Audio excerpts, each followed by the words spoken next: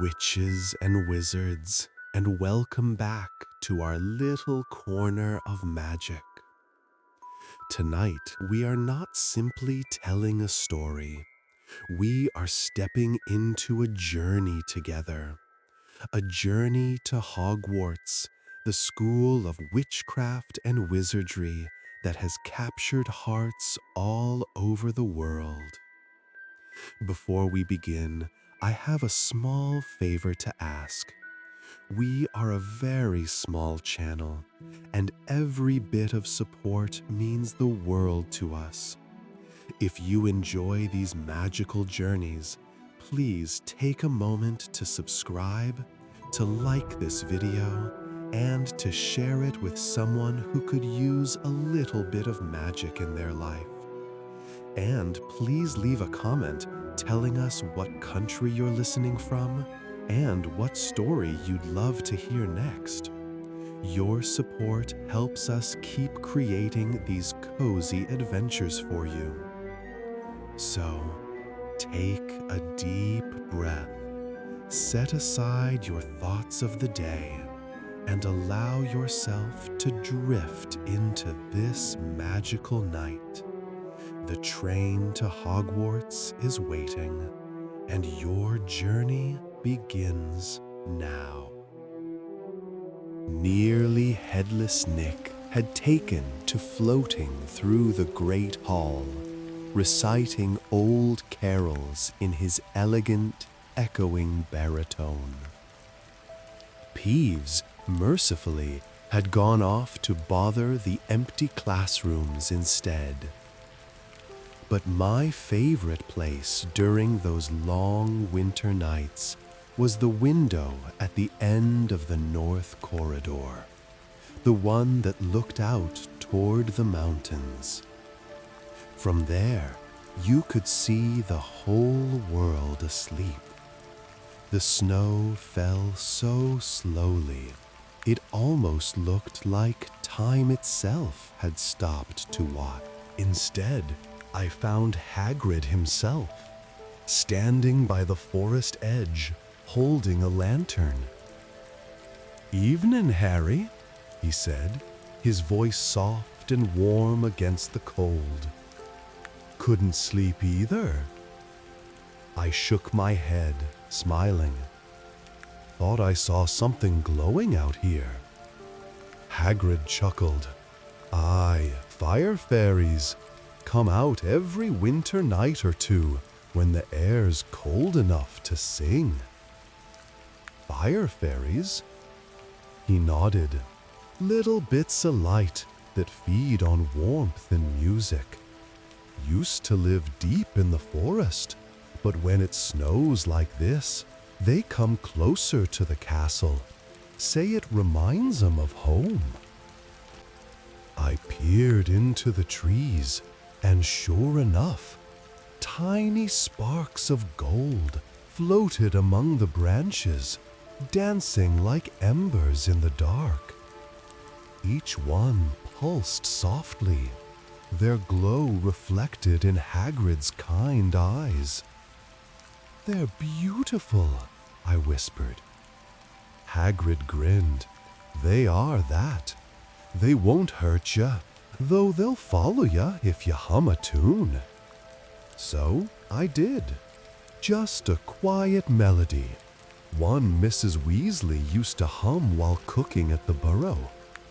And slowly, the fire fairies drifted closer, dozens of them, swirling like glowing snowflakes, until the whole clearing shimmered in soft golden light. For a while, we just stood there, Hagrid and I, bathed in the warmth of light and snow and quiet music. It felt like Hogwarts itself was listening. Then the fairies, one by one, floated upward, into the branches, into the air, and finally into the night sky, until they became stars again. Hagrid watched them go and said softly, "Every winter they remember their way home." I smiled, the cold forgotten, the warmth still glowing somewhere in my chest. By the time I walked back up to the castle, the snow had stopped. The sky was clear, and the moon hung low and golden above the towers. Inside, the corridors were warm again, the portraits softly snoring, the castle content in its slumber. As I climbed back into bed, I thought about the lights, about how even the smallest warmth can shine through the darkest cold. And before I drifted to sleep, I whispered to the quiet air, "Good night, Hogwarts." The castle creaked softly in reply, and outside, somewhere beyond the frozen lake, the fire fairies danced until dawn. There's something about the greenhouses at night that always felt like another world. When the sun sets and the lamps go dark, the air goes quiet, but the plants don't really sleep.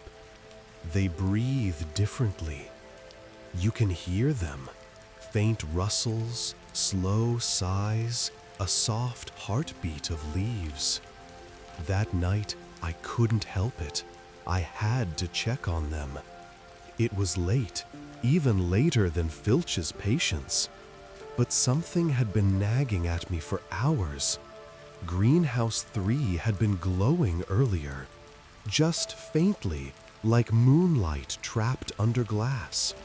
So I slipped out of the common room, pulled on my old jumper, and crept down the stone path that wound toward the greenhouses. The night was cool and misty, and the grass sparkled with dew under the moon. The castle behind me was silent, its windows twinkling faintly like sleepy eyes. As I neared the greenhouses, I saw it again, a pale golden shimmer behind the glass. Not firelight, something softer, alive. I eased the door open, and the scent of damp earth and petals wrapped around me. Warm, familiar, safe. That's when I realized I wasn't alone. "Good evening, Neville," said a calm, dreamy voice from behind a row of puffapods. I jumped, nearly dropped my wand. "Luna," I whispered, "Merlin's beard, what are you doing here?" She smiled, her eyes glowing like the moonlight through mist. "I couldn't sleep. The greenhouse was humming." I rubbed the back of my neck. "You heard it humming?" She nodded. "It does that when something's about to bloom." We both turned toward the center of the greenhouse. A small vine, one I didn't recognize, was winding slowly up a wooden stake, its leaves trembling as if breathing in the moonlight. Tiny buds along its stem pulsed with faint golden light. Luna whispered, "Have you ever seen one of these before?" I knelt closer, squinting. The petals were sealed tight, but I could feel a faint warmth coming from them, like the plant itself had a heartbeat. "I think," I said slowly, "I think it's a Lumos vine. They were thought to be extinct." Luna smiled softly. Maybe they were just waiting for the right night. We stood there, the two of us, watching the golden glow shimmer through the leaves. The entire greenhouse seemed to breathe with it, every flower, every fern, each one leaning slightly toward that single vine, as though listening. Then, The humming grew louder, not unpleasant, just soft and deep, like the sound of wind through water. The buds began to open.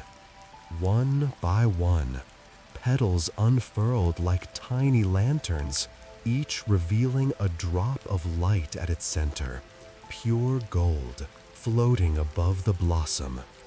The vine bloomed in silence. Every flower released its light into the air, and soon dozens of golden orbs drifted upward, twirling like fireflies. Luna's voice was barely a whisper. "They're stars in training." I laughed quietly. "What?" She nodded seriously. "My mum used to say some stars are born from the earth. They have to learn how to shine before they can fly." I didn't say anything for a moment, just watched the glowing orbs drift higher, reflecting in Luna's wide, peaceful eyes. I'd never thought about it like that before, that maybe even stars start small, that maybe growing, blooming, shining takes time. The lights gathered at the glass ceiling, hovering like a constellation trapped under glass. And then, as if hearing some secret signal, they drifted through the panes and out into the night, tiny suns rising into the stars above. Luna and I watched until the last one disappeared into the sky. The greenhouse was dark again, but warm, as if it had just exhaled. Luna smiled softly. "They'll come back next year, I think." I nodded. "If they do, we'll be here." She gave a quiet laugh. "Of course, plants like company." We didn't talk much after that. We just stood in the silence, listening to the soft drip of water and the rustle of leaves. When we finally stepped outside, the air felt fresh, new somehow. The sky was still full of stars, and I wondered how many of them had once been tiny blooms in some forgotten greenhouse, waiting to be seen. That night, as I drifted into sleep, I dreamed of roots and light, and a world where even the smallest seeds can reach the stars if you're patient enough to watch them grow. It's strange, really, how the castle sounds different at night. When everyone's asleep, Hogwarts breathes. You can hear it if you listen closely. The hush of the portraits whispering in their frames.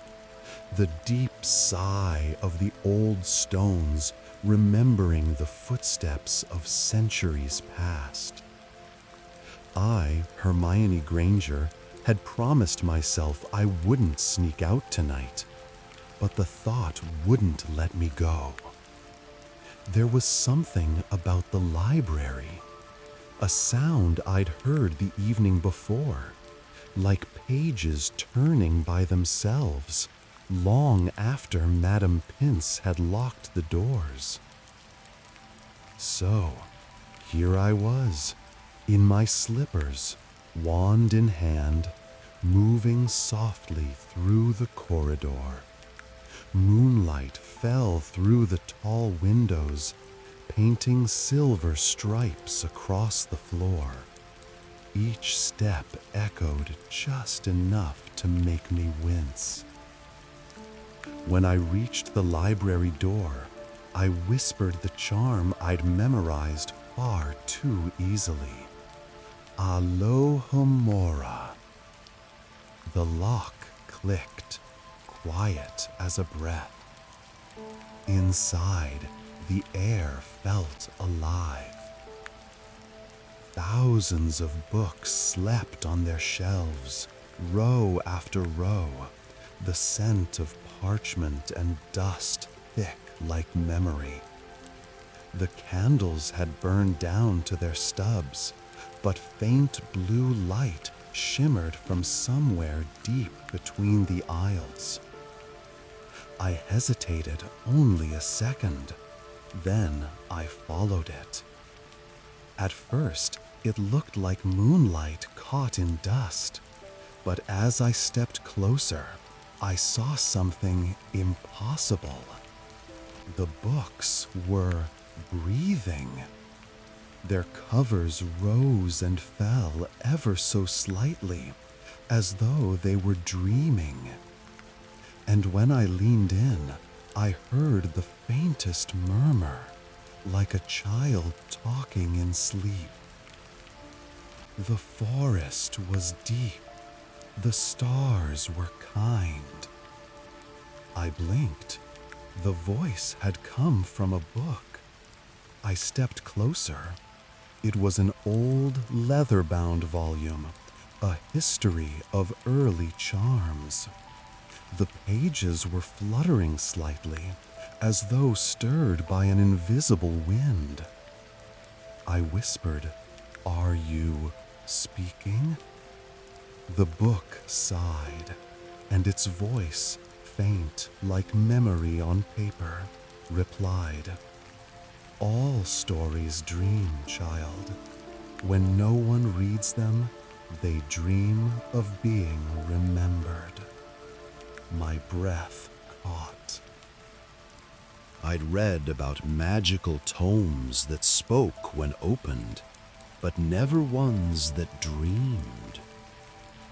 The library around me shimmered faintly, faint glows of text floating through the air, words without pages, like thoughts drifting free. I turned in slow wonder. Every shelf seemed to hum with faint light now, the books whispering softly to one another. It wasn't frightening, it was beautiful. I wandered deeper, past the arithmancy section, past the shelves of magical theory. Each row whispered a different dream, some about heroes, some about lost kingdoms, others about the people who once read them. And then I saw it, a single desk lit by a lone candle. Someone had been here. On the desk lay an open notebook, not a Hogwarts text, but a student's journal. The ink shimmered faintly silver. Curiosity fluttered in my chest as I leaned over and read the first line. For whoever finds this, if the books are dreaming, don't wake them, just listen. I froze. A faint breeze stirred the candle flame, and suddenly the room seemed to listen back. From between the shelves came soft footfalls, not heavy like a person's, more like parchment brushing the floor. I turned slowly, wand raised, and gasped.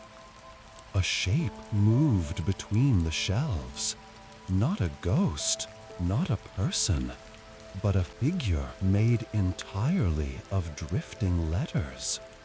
Sentences and words looped through the air, forming the outline of a young girl with her hair tied up in a quill-streaked bun.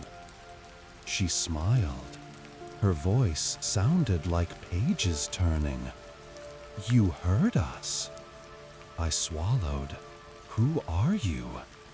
She tilted her head, letters rearranging softly. "I'm what the library remembers." Every reader leaves a trace, a whisper, and when enough of those whispers gather, they become me. Her words shimmered like light on water. She turned and gestured for me to follow. We walked deeper into the stacks, through walls of shadow and moonlit text. The whispering around us grew softer, almost like breathing. Finally, we stopped at the heart of the library, the restricted section. Its gate, usually locked with a dozen charms, now stood slightly ajar. The girl, the library's memory, looked back at me. Would you like to hear its oldest dream? I nodded. The moment she raised her hand, the shelves trembled. Dozens of books floated gently from their places, opening in the air. Light poured from their pages, stories overlapping, forming images that hung like constellations. I saw the castle as it once was, brand new, its towers golden in the morning light. I saw students from centuries ago, quills scratching, laughter echoing. I saw the founders themselves walking through these very halls, their voices calm, kind, full of hope. The books whispered in unison. We remember when magic was young. We remember when every word was a spell and every reader a dreamer. Tears pricked my eyes. All this time, the library hadn't just been holding knowledge. It had been holding memory. Every laugh, every gasp, every heartbeat that ever passed between its pages. The light began to fade. The books drifted back to their shelves, the air settling once again into gentle stillness.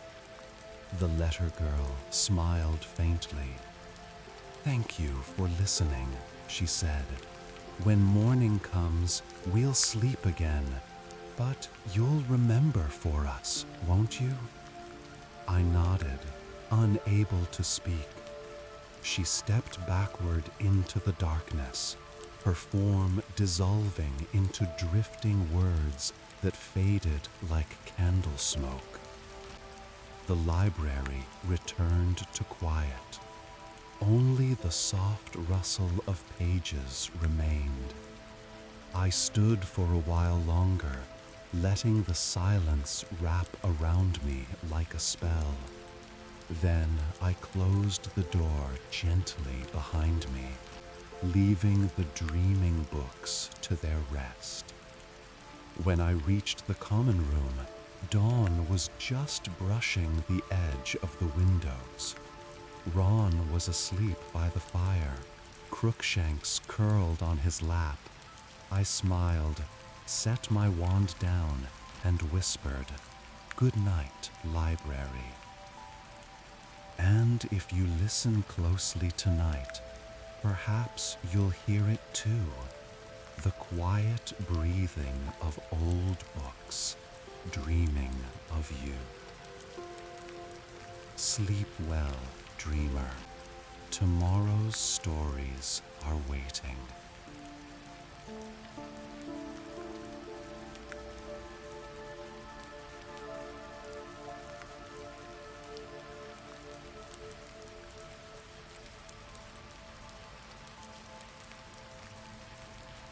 There are corners of Hogwarts that almost everyone forgets about. Corridors that no longer lead anywhere. Doors that don't open. Staircases that twist themselves into places no one remembers. And then there's the clock tower. Everyone sees it. It looms over the courtyard, its bells marking each hour. But few students ever climb inside. Most don't even know you can. I didn't until that night. It was nearly midnight, and I couldn't sleep.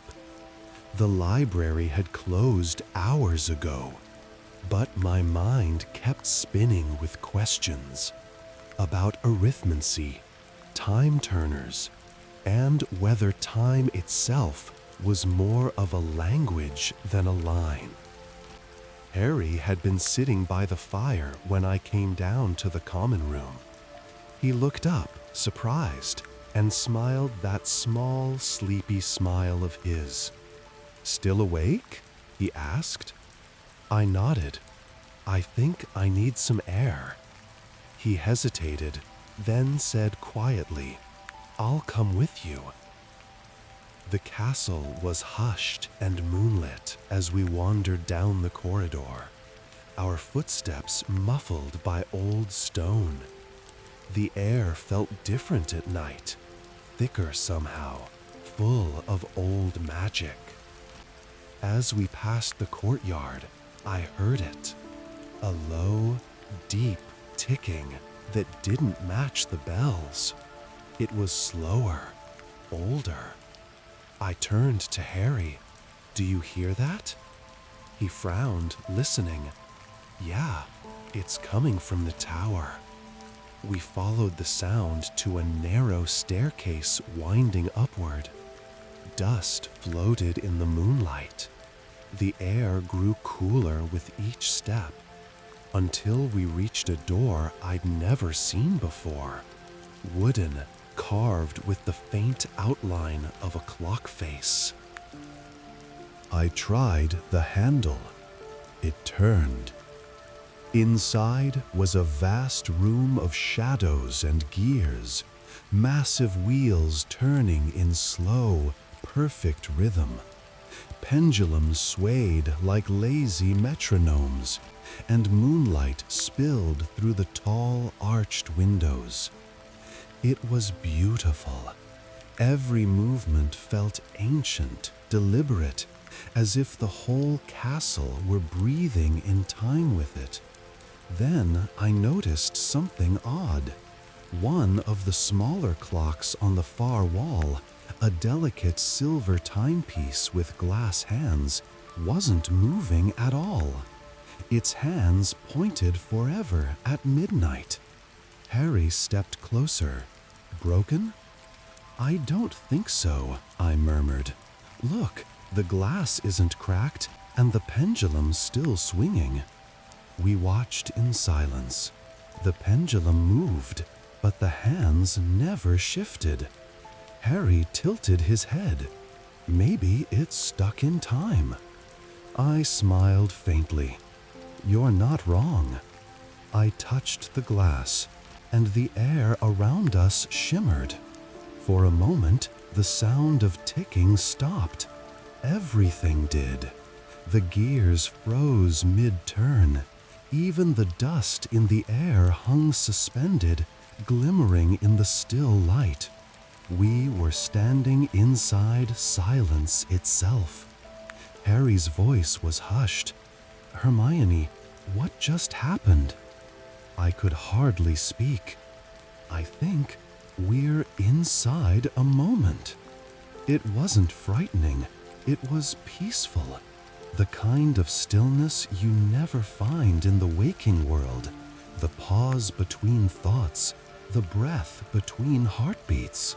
Outside the window, the moon had frozen mid-rise. The clouds were statues. The whole world seemed to be holding its breath. Harry looked around, awed. "Do you think this is what time looks like when it rests?" I smiled softly. Maybe even time needs to stop once in a while." He chuckled quietly. "You'd think it could manage without freezing us in the process." I laughed. the sound strangely bright in the still air. Maybe it wanted company. We stood together, the two of us wrapped in silver light, listening to a silence so complete it almost felt alive. And in that stillness, I realized something. All year, we'd been running, from classes, from danger, from the weight of what was coming. But here, in this frozen moment, there was no rush, no fear, no clock to race against. Just now. I felt tears prick my eyes, not from sadness, but from relief. Harry put a hand on my shoulder, and I could see the same calm settle over him. After a while, I whispered, "How do we start it again?" He smiled slightly. "You're the clever one." So I took a deep breath and whispered a charm I'd only ever read about, Tempus Novus. The word glowed briefly, then faded into the air like a sigh. The pendulum began to move again. The ticking returned, soft and slow. The world took its breath once more. We climbed down the staircase quietly, our footsteps echoing in rhythm with the newly awakened clock. When we reached the courtyard, the first hint of dawn was touching the sky. The air smelled of dew and beginning. Harry looked up at the lightening horizon and said, "Feels like time forgave us." I smiled, my heart lighter than it had been in months. Maybe it just wanted us to listen. We stood there in silence, watching the day unfold, and for the first time in a long while, I didn't feel the need to hurry anywhere. Sometimes, the most magical thing in the world is simply to be still. Good night, and may your dreams pause just long enough for you to hear the quiet ticking of peace. It was one of those nights when sleep simply wouldn't come. The fire in the Gryffindor common room had burned down to glowing coals, and everyone else was asleep. Everyone except me. Sometimes when I couldn't sleep, I'd walk. Hogwarts at night was my secret, quiet and full of possibility. The air felt different after curfew, softer, like the whole castle was dreaming. I slipped out through the portrait hole, wand in hand, and let the silence wrap around me. The corridors glowed faintly blue from moonlight drifting through tall windows. Somewhere in the distance, a clock chimed midnight, low, slow, and steady. That's when I heard it, a sound I'd never heard before. A low hum, like stone shifting, deep, heavy, and alive. I turned the corner just in time to see it. The grand marble staircase, the one leading up to the astronomy tower, was moving. Now, staircases in Hogwarts moved all the time, but this one wasn't just swinging sideways or rearranging its landing. It was wandering. The steps glided away from the wall, floating into open space, curling slowly like a ribbon of stone. For a moment, I just stared, too stunned to speak. Then a voice behind me said softly, "Oh good, you can see it too." I jumped and turned to see Luna Lovegood standing there, barefoot, her pale hair glimmering in the moonlight. She was holding a single slipper in her hand, as though she'd simply forgotten to put the other one on.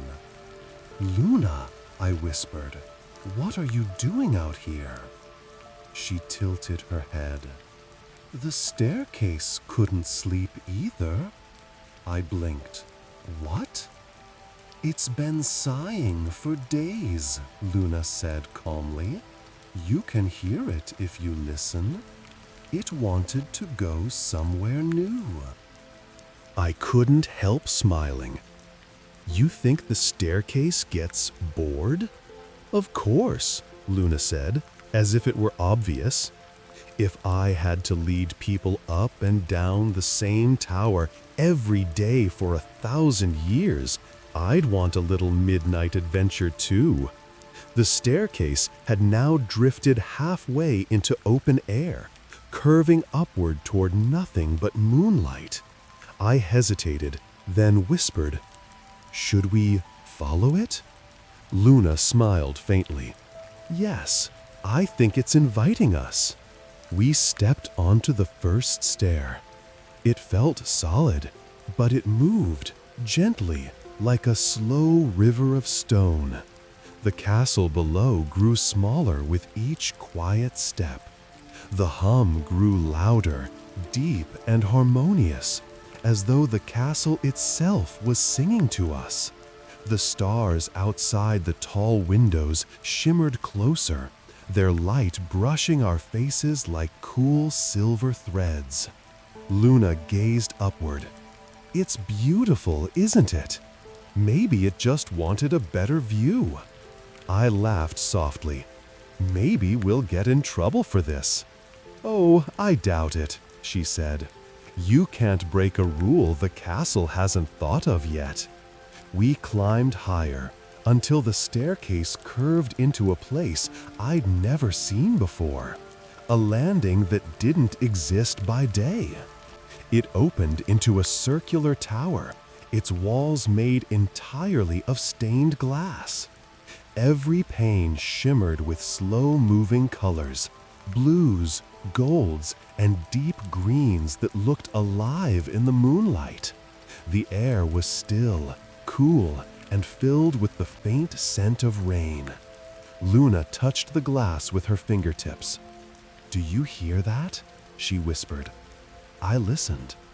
There it was, a faint, musical hum, like wind through harp strings. The glass glowed brighter where she touched it, forming ripples of light that danced across the floor. And then the glass began to show pictures, not like portraits, but memories. We saw students from long ago, their robes older, their laughter echoing faintly. We saw a girl sitting on a windowsill, reading by candlelight. We saw the first snowfall of the first winter at Hogwarts. The tower was showing us its own memories. Luna's eyes shimmered. "I think this is where the staircase wanted to go, so it could remember the view it had when the castle was new." For a long while we stood there, watching the lights and faces drift by like dreams. It wasn't frightening or strange. It was peaceful, like standing inside a heartbeat. Then the hum faded, the glass dimmed, the colors returning to stillness. The tower grew quiet again. Luna smiled softly. "It's content now." I looked back and saw the staircase waiting for us, patient, glowing faintly gold in the moonlight. We stepped on together, and it gently carried us back down, spiraling through the air like a ribbon returning home. When we reached the floor again, the staircase settled back into place with a soft sigh. The castle went still. I looked at Luna. "Do you think anyone will believe us?" She shrugged. "Probably not, but that's all right. Some things belong to the night." She turned to go, slippers in hand, and added quietly, "Good night, Ginny. Sleep well. The stairs will too." I watched her disappear around the corner, the moonlight fading behind her. For a while, I just stood there, listening to the castle breathe, feeling its calm settle through me like a lullaby. Then I smiled and whispered to the still air, "Good night, Hogwarts." And the stones, ancient and kind, whispered back, "Good night, little dreamer." The thing about Hogwarts is it never really goes quiet. Even when everyone's asleep, something, somewhere, is clanking, whispering, or sighing about something dramatic that happened in 1463. And, of course, there are the portraits. I should have known one of them would keep me up. It started late, far too late, in the Gryffindor common room. The fire had burned down to embers, glowing like sleepy eyes half shut. I'd been dozing off in an armchair, a half-finished essay slipping from my lap, when I heard it. "No, I insist. It was 1647, not 1646. You've been misremembering for 2 centuries." I groaned and peeked open one eye. Sir Cadogan, the ridiculous little knight who'd once guarded our portrait hole, was pacing in his frame, arguing with another painting, a rather stern witch with a high ruff and a book balanced on her knee. "Can't you two have this argument during daylight?" I muttered, but they didn't hear me. Instead, the witch snapped, "If you can't recall your own birthday, Sir Cadogan, perhaps you shouldn't lecture me on dates of wizarding history." He puffed out his chest. "Madam, my birthday is celebrated yearly by a feast of bravery, fireworks, and magnificent songs." "Then why," she replied icily, "is there no record of it in any book?" And that's when it happened. She stood up, stepped right out of her frame, and marched into another painting across the wall. I sat up straight. "Blimey," I whispered, "that's new." Usually, portraits stick to their own frames unless they're close together, but she'd just walked clear across the wall. And Sir Cadogan followed her, clanking noisily, sword dragging behind him. I rubbed my eyes. I should have gone back to sleep, but, of course, curiosity won. Grabbing my wand, I whispered, "Lumos," and tiptoed toward the portrait hall. The corridors were cold, the stones slick with moonlight. The castle always feels different at night, not scary exactly, just watchful. Every step echoed softly, and sometimes the shadows moved like they were breathing. I followed the faint sound of voices until I reached the grand portrait gallery. Hundreds of paintings covered the walls. Witches, wizards, landscapes, even a few dragons snoozing in gilded frames.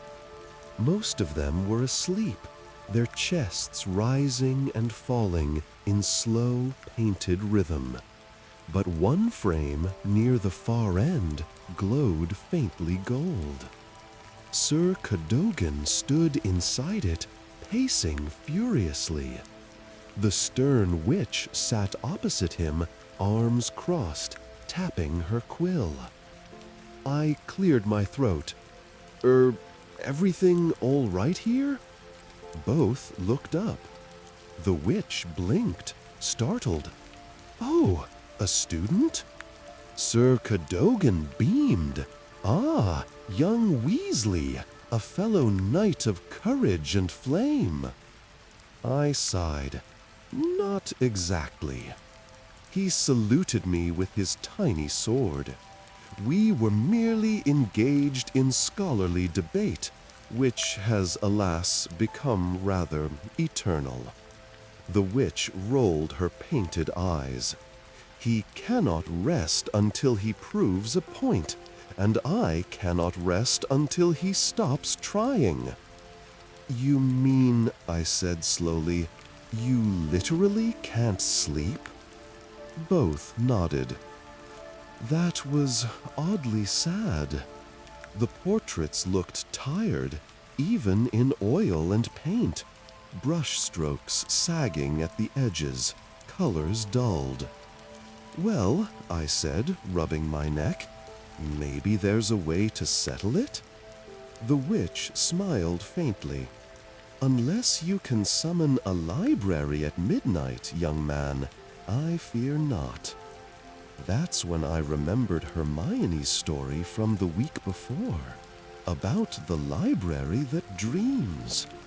Maybe, just maybe, the castle was listening. I raised my wand and whispered, "Accio, History of Magic, Volume 1. To my shock, a faint breeze stirred through the hall, and with a soft pop, a dusty old book drifted right out of a frame down the corridor and floated toward us. The portraits gasped. The witch clapped her hands. "Oh, it worked!" The book landed gently in my hands, glowing faintly gold under my wand light. "Right then," I muttered, flipping it open. "Let's see. Sir Cadogan, your famous battle was in 1647. He gasped in triumph. "Ha! You see, fair lady of ink and quill, I told you so." But the witch wasn't angry. Instead, she smiled, tired, relieved. "Then I can rest." Her colors brightened. Blues deepened, golds shimmered.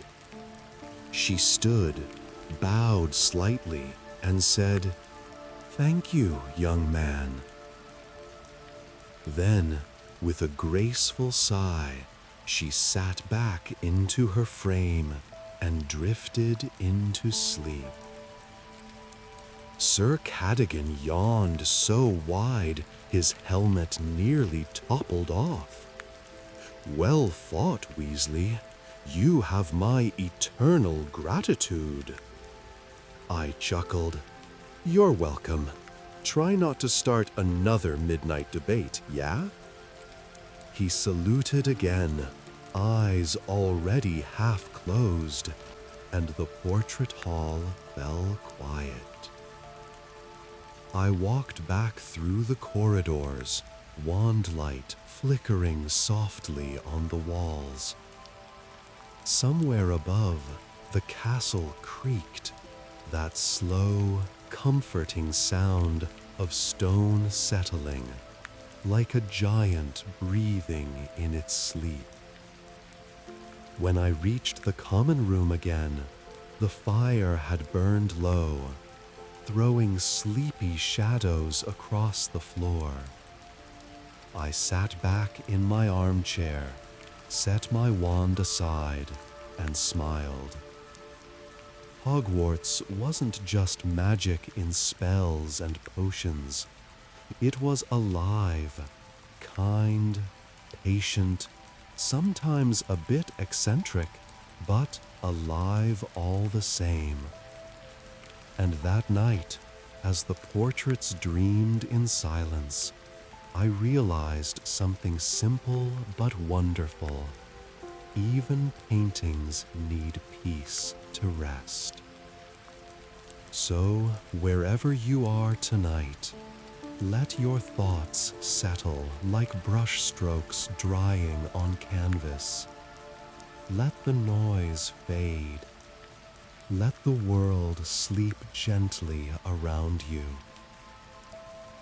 Winter had settled over Hogwarts like a heavy quilt. The snow outside the windows glowed pale under moonlight, and the corridors were so quiet you could almost hear the castle dreaming. It was the week after winter break, and though most of the students had returned, the castle still felt half asleep. The fireplaces crackled lazily, and the portraits yawned as though trying to wake from a long nap. That night, I couldn't sleep. The dormitory was warm, the snow outside still falling in slow, perfect silence. But something about the quiet made my thoughts too loud. So I wandered down the spiral staircase, past the common room, and into the shadowy corridors of the castle. The air was cool, smelling faintly of smoke and pine from the great hall's lingering fires. Every now and then, a portrait muttered softly in its sleep, until I passed one that didn't. At first, I didn't notice anything strange. It was a large painting of a man in a midnight blue cloak, standing before a snowy landscape. But then I realized his eyes were open, wide open, and tired. "Excuse me," I whispered. "Sorry, did I wake you?" The man sighed deeply. "Oh, I wish you had, dear boy, but I haven't slept in days." I blinked. "You haven't slept?" He shook his painted head miserably. "No matter how I try, my eyes refuse to close. The snow keeps falling, the night refuses to end, and I simply watch it." His voice carried that kind of old, heavy weariness you could feel in your chest. I frowned. "Has this ever happened before?" He hesitated. "Not for 300 years. But this winter, something's wrong. I can feel it in the brush strokes." I didn't know what to say. You don't learn in Defense Against the Dark Arts what to do when a portrait develops insomnia. So I told him I'd find someone who might know. The corridors were even quieter now. Faint candlelight flickered along the walls. And that's when I saw him, Sir Nicholas de Mimsy Porpington, floating down the hall with his usual stately slowness, his head slightly tilted on his nearly severed neck. "Evening, Sir Nicholas," I said softly. He turned, his translucent face brightening. "Ah, Harry, out for a stroll at this hour. Most peculiar, even for Gryffindors. I could say the same, I said with a small smile. Nick chuckled, the sound echoing faintly. Indeed, but ghosts, you see, rarely tire. Sleep is for the living. Still, I find the nights rather long after the holidays. I hesitated. Actually, there's a portrait upstairs that can't sleep at all. Nick raised an ethereal eyebrow. Can't sleep? You mean awake against its will? Fascinating. He floated along beside me as we made our way back up the staircase. The castle hummed softly around us, its old magic stirring like a cat shifting in its dreams. When we reached the portrait, the man looked up, startled. "Oh, a ghost and a boy. Am I being haunted twice now?" Nick bowed elegantly, his head wobbling only slightly. "Good evening, sir.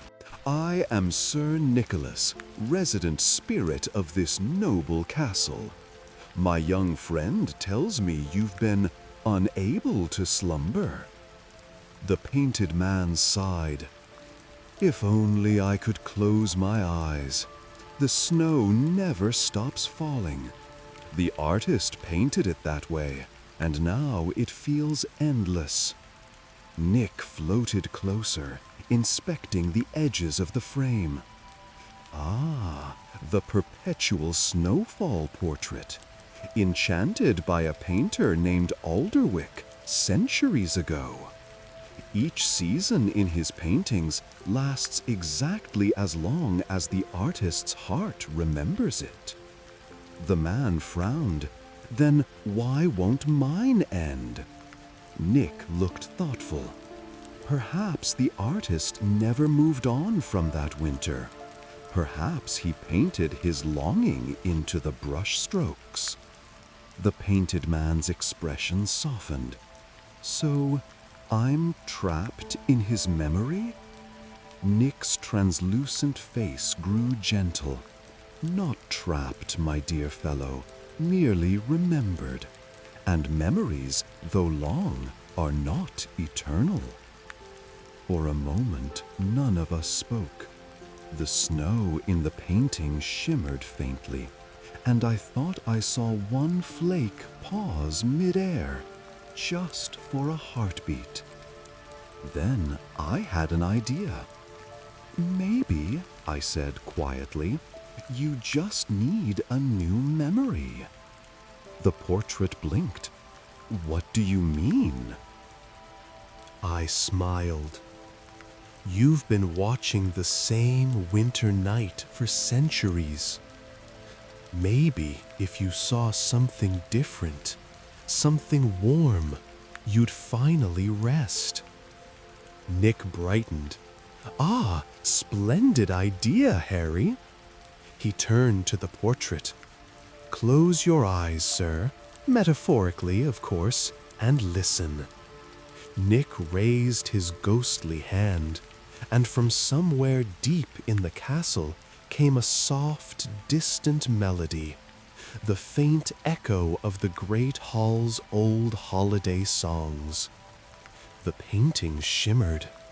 The snowlight inside the frame dimmed, and slowly, so slowly, the endless night began to fade into dawn. The man's painted eyes softened. "Oh, I remember this light," he whispered. "My daughter's laughter, the morning after the first snow melted." Nick's voice dropped to a near whisper. "Then hold it, dear friend, and rest." The portrait's eyes fluttered closed. For the first time in centuries, he slept. The snow in the painting melted into spring, tiny blossoms blooming where frost once clung. A robin landed on the painted fence post and sang a silent song only the castle could hear.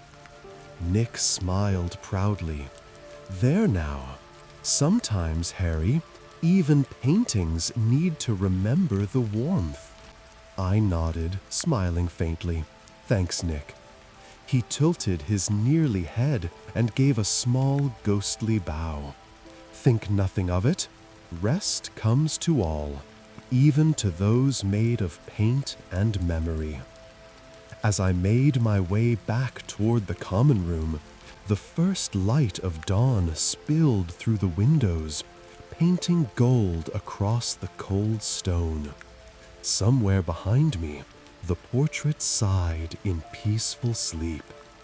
The castle exhaled with him, as if the whole of Hogwarts had finally drifted back into its dreams. Good night, and may your heart, like that portrait, find its way from winter to rest. There are few places in the world that feel more alive than the burrow at Christmas. It hums, truly hums, with the sound of laughter, sizzling pans, creaking staircases, and the rustle of wrapping paper enchanted to tie itself neatly into bows. From the moment you wake, the house seems to glow. Candles float along the ceiling beams.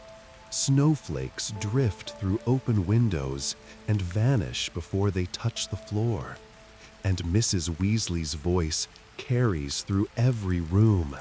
Half a song, half a reminder about socks or scarves, or someone's forgotten jumper.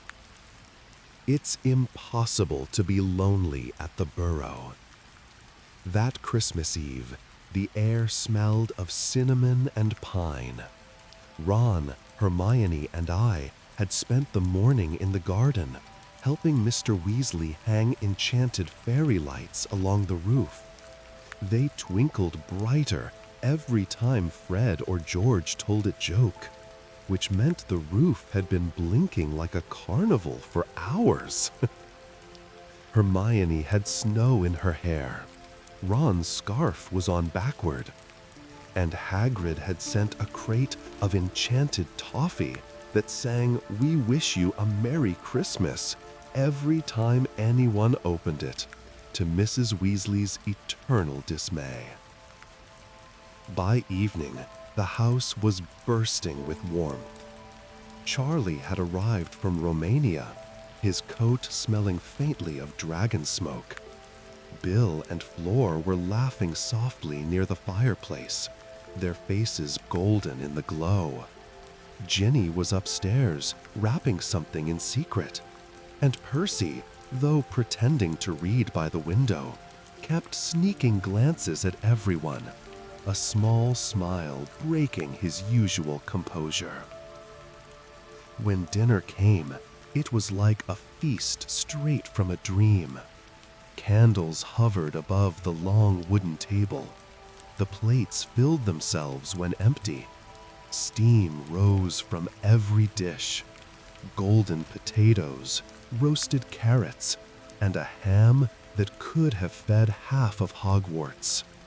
Mrs. Weasley bustled about, glowing with pride, and Mr. Weasley leaned back, eyes twinkling behind his glasses, as he listened to Fred and George describe their latest prank invention. It wasn't grand like the Great Hall, or dazzling like Diagon Alley, but it was alive. Every inch of that little crooked house shimmered with love. After dinner, we sat before the fire. The room smelled of wood smoke and sweet pudding. Ginny strummed a few soft chords on her old guitar. Fleur hummed a carol from Beauxbatons, and even Crookshanks purred in rhythm with the crackle of the logs. When the clock struck 9, Mrs. Weasley clapped her hands. All right, everyone, coats on, it's time. Ron groaned. Mom, it's freezing out there. But she only smiled. All the best things happen under winter skies, dear. We bundled up and followed her outside. Snow had fallen thick across the garden, soft and glittering under the moonlight. The trees shimmered faintly, every branch draped with frost. In the middle of the field behind the burrow, a circle of candles floated gently above the snow. Mrs. Weasley waved her wand, and the flames rose higher, glowing gold and steady in the cold night air. This, she said softly, was a tradition my grandmother started. Every Christmas Eve, we light a circle for the ones we love, near and far, and we make a wish for the year ahead. One by one, we stepped into the circle. Hermione whispered her wish first, something about kindness and peace. Ron muttered something about the Chudley Cannons finally winning a game, which earned a laugh. Mr. Weasley wished for fewer exploding plugs and more working ones. Ginny wished for an adventure, and Fleur wished for a quiet year, which made everyone laugh again. When it was my turn, I hesitated.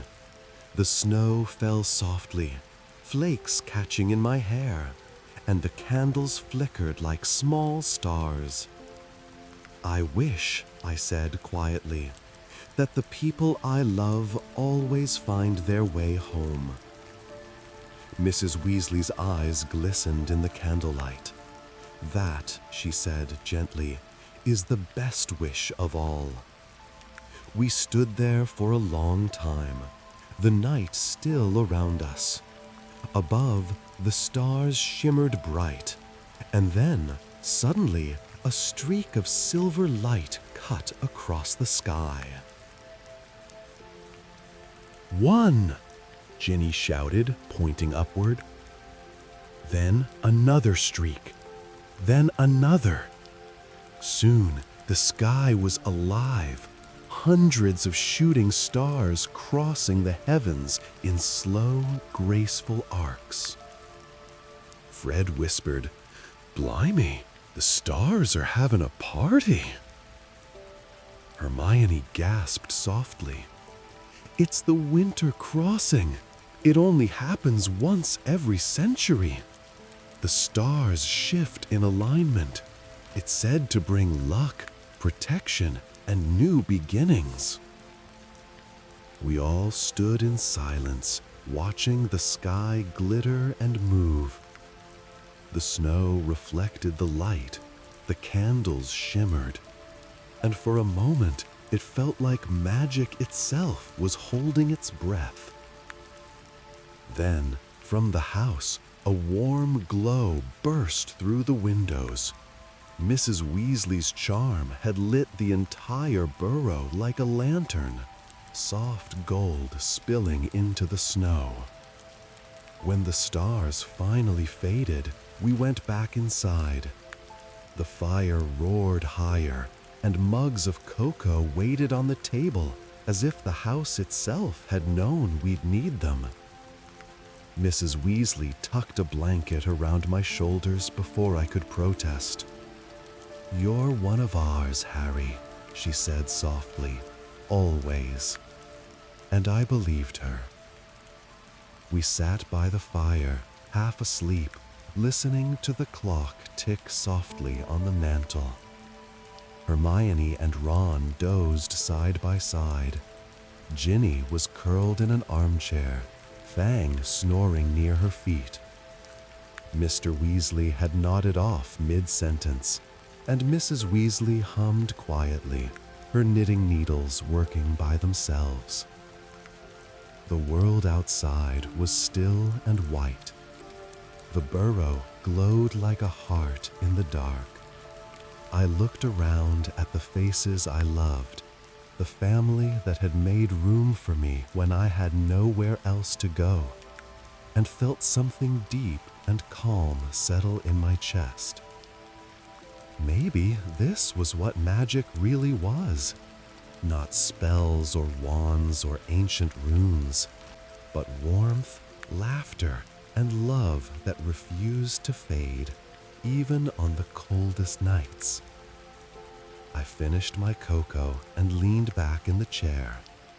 The last log in the fire cracked softly, sparks drifting up like tiny stars reborn.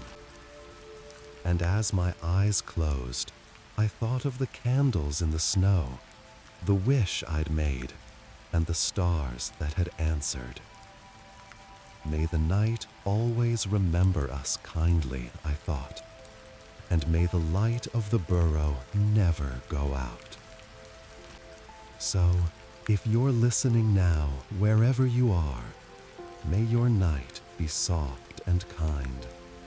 May your heart be warm as the burrow's fire, and when you dream, may you find yourself walking under falling stars with laughter waiting just beyond the door.